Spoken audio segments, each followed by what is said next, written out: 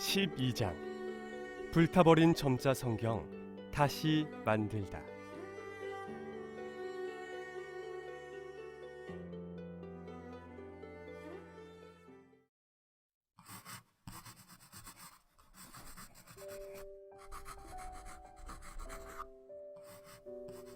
아버지, 박두성 선생께서 점역하신 책 중에 가장 중요한 일은 바로 성경을 점자책으로 만드신 일이었다. 점자로 성경을 써놓고 찬송가 써놓고 또 그 외에 문학서적을 많이 써놔서 안 못 보는 식구들에게 우편으로 보내주고 돌려받고 해가면서 많은 사람의 마음을 계몽했다는 일이 큰 업적이라 안 할 수가 없다. 그 엄청난 분량의 성경책과 찬송가를 점역하고 아주 대대적으로 인쇄를 하고 제본을 해서 시각장애인에게 나눠주었다. 6.25 동란이 일어나자 그 중요한 점자 아연판을 서울 종로에 있는 기독교 서적센터로 옮겨놨었다. 그런데 종로 기독교 서적센터 건물이 폭격을 맞아서 중요한 점자책과 자료들이 모두 불에 타고 없어졌다. 성경을 점자로 아연판에 새기는 작업은 너무나 크고 방대하였기에 그 작업에 열중하였던 아버지와 어머니, 그리고 어릴 때부터 함께했던 나로서도 너무나 안타까운 일이었다.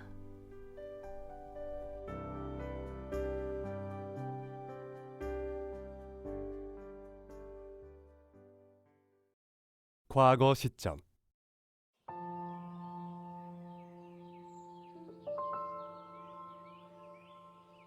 (6.25가) 지나고 아버지가 중풍으로 병석에 누워 계실 때였다.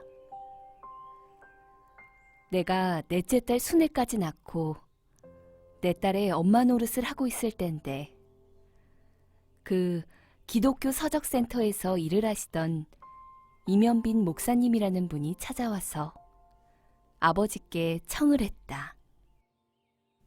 박 선생님, 전쟁통에 이렇게 점자 성경의 원판을 잃었으니 이를 어떻게 하면 좋을까요? 다시 찍어야지요. 정말 명료하게 대답을 하셨다.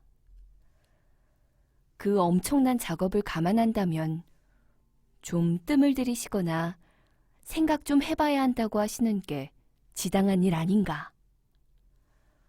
당신은 풍을 맞아 반신불수로 드러누워 오른쪽을 전혀 못 쓰고 지내시는 형편이었다.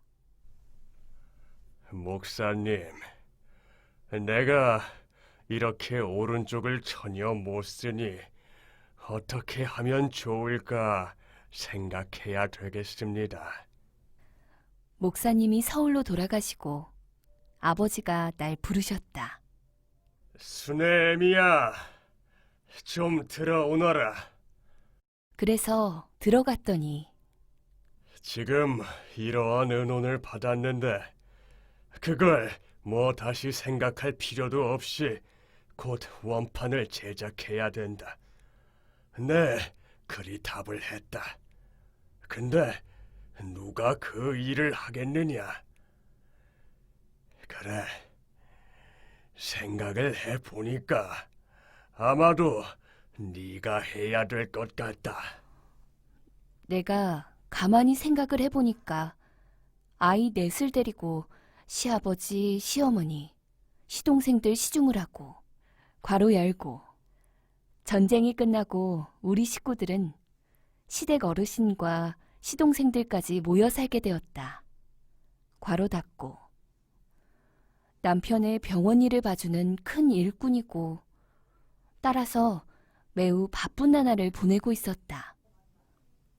아버지, 유서방의 병원 일과 딸린 식구들을 생각하니 너무 할 일이 많아요.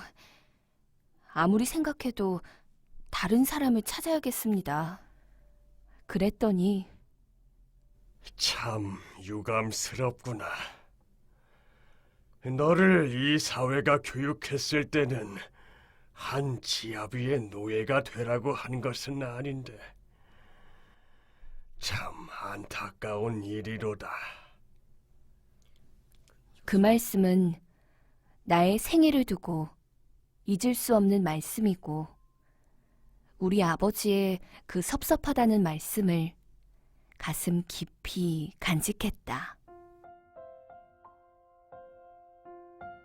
그때 마침 우리 집에는 매일 소화가 안 되고 기관지도 약하고 하여 어머니한테 침을 맞으러 오는 이경희라는 아가씨가 있었다. 그 아가씨는 은행의 사무원으로 취직을 준비 중이었다. 그 사람은 내가 교편을 잡을 때 제자이기도 한 아가씨의 조카인 터라 얼기설기 그 집안을 알고 있었다. 머리가 좋은 아가씨였는데 아버지가 그 아가씨를 부르더니 점자성경 제작에 대한 얘기를 꺼내셨다. 경희야, 내 얘기 좀 들어보거라. 이 점자를 배워서 이 성경을 찍으면 좋을 것 같은데 아무리 생각해도 찍을 만한 사람을 내가 구하질 못하고 경희에게 청해보내. 점자를 배우는 날부터 내가 좀 용돈을 주지. 그러시면서 부탁을 하셨다. 그랬더니 처음에는 저는 그 일 못합니다. 전 뭐 성경 그렇게 잘 읽지도 못하고 그러는데 그만두겠습니다.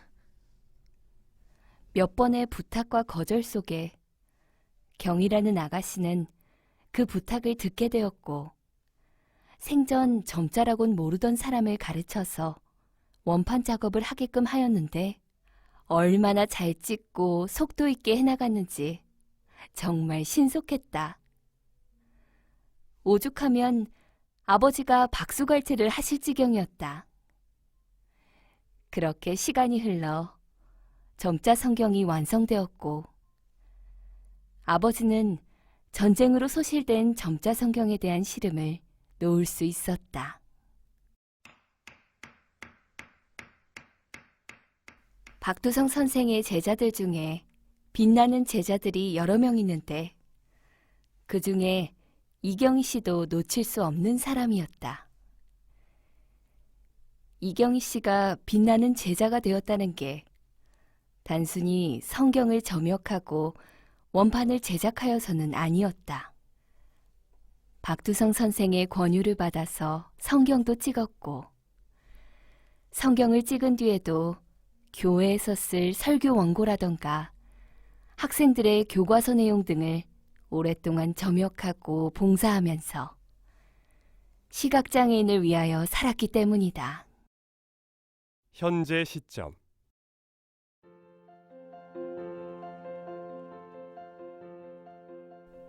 그 이경희 씨를 내가 한 5, 6년 전에 찾아가 본 적이 있었다. 두 내외가 나를 반겨주면서 시각장애인들을 위해 봉사한 결과로 자기들이 변화한 이야기를 하였다. 옛날에 콧물을 질질 흘리면서 기관지가 약해서 애를 쓰던 그때 이경희 씨가 아니었다. 미스코리아 출신처럼 인물도 환하고 몸도 건강해졌고 하나님이 원하시는 일을 내가 해냈다 하는 자신감에 넘쳐서 잘 살고 있었다. 과거 시점. 오랜만에 만난 이경희 씨와 오래전 박두성 선생의 권유로 성서점역을 하던 일을 떠올리며 이야기를 하였다. 이경희 씨는 성서점역 해주면서 한 장에 60원인지 600원인지를 받았다고 하였다. 그런 돈을 받으면서 앞 못 보는 식구들한테 글을 써줬는데 어느 날 미국 선교사가 와서 이경희 씨가 지금 하는 그 일에 비해 얻는 소득은 너무 약합니다. 내가 그 곱으로 늘려드리겠소.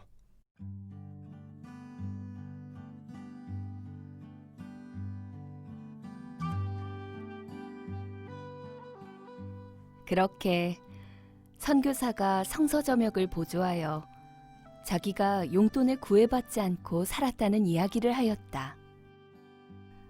또 그 일을 하면서 남편도 만났고 남편도 이경희 씨와 함께 점역 일을 도우면서 시각장애인에게 봉사하고 좋은 직장에 다니게 되고 집도 사고 가게터도 몇 개를 사고 집세 받아 살면서 동네 노인들을 한 달에 한 번씩 대접을 하면서 그렇게 지낸다는 고백을 하였다.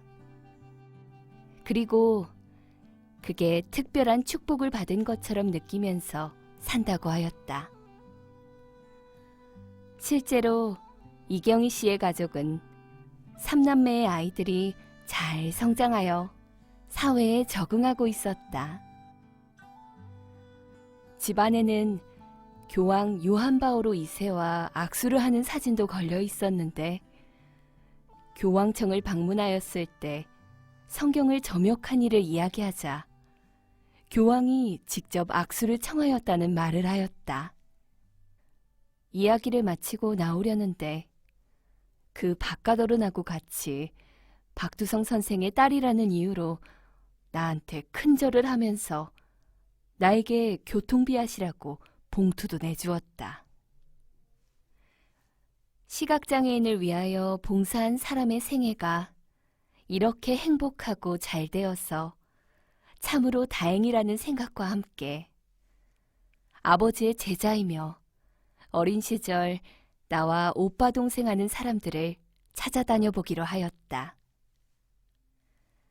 시각장애인 제자 이성대 선생이라고 하는 분 가정도 방문했고 또 이상진 선생 댁도 가보고 뭐 여기저기 다녀봤는데 모두가 한결같이 박두성 선생으로 인하여 그들의 인생관이 변하고 올바르게 뿌리내리고 있었다.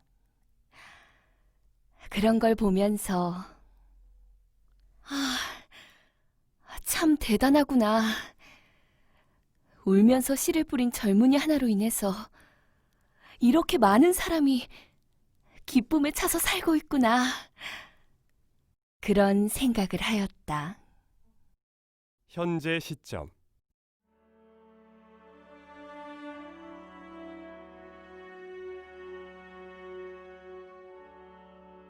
십 년이 더 지난 듯하다. 장애인의 날 기념 행사를 하는데 무슨 발표를 하는 것을 본 적이 있다. 시각장애인들이 그 박두성 선생님으로 인해서 삶의 방향이 바뀌고 행복해졌다는 것과 시각장애인 석사, 학사, 박사가 150명이라나 또 목사, 전도사가 200명에 육박하고 있고 뭐 그런 데이터를 발표하는 거를 봤다. 옛날 아버지 박두성 선생의 그 회갑일에 축하하러 왔던 앞 못 보는 식구들이 자가용도 굴리고 또 자기들이 기념품도 사들고 오는 걸 볼 때 놀라웠는데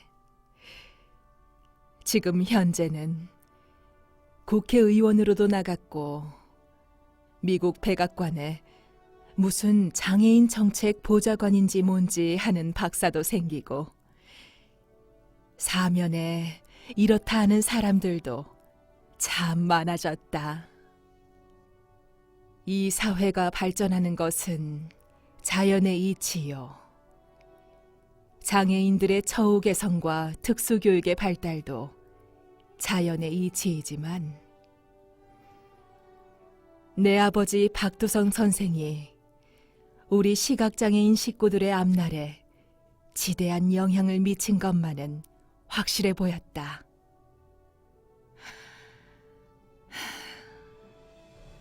그 자랑스런 아버지가 지금의 맹인계를 보셨다면 너무 좋아하실 텐데.